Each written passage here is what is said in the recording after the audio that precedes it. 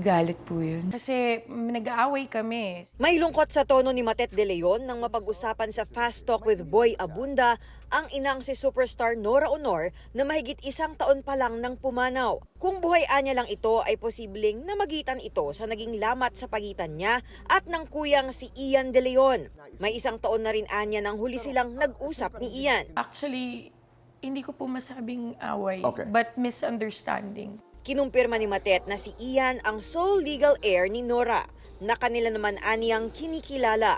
Sa isang post ng litrato nila na hindi kasama si Ian, tinawag niya silang magkakapatid na mga walang mana. Pinalitan din niya ang caption kalaunan at nagpaliwanag sa panayam ni Boy Abunda. Yun naman po yung sinasabi ng mga tao na wala kayong mana, wala kayong karapatan pamanahan. Laging ganun.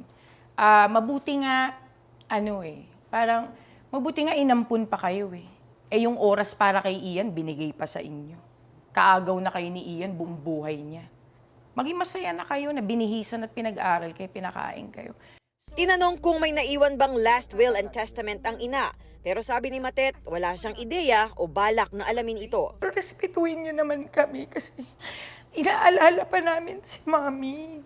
Hindi po namin iniisip yung mana na yan and wala kaming hinihingi, wala kaming kiniklaim.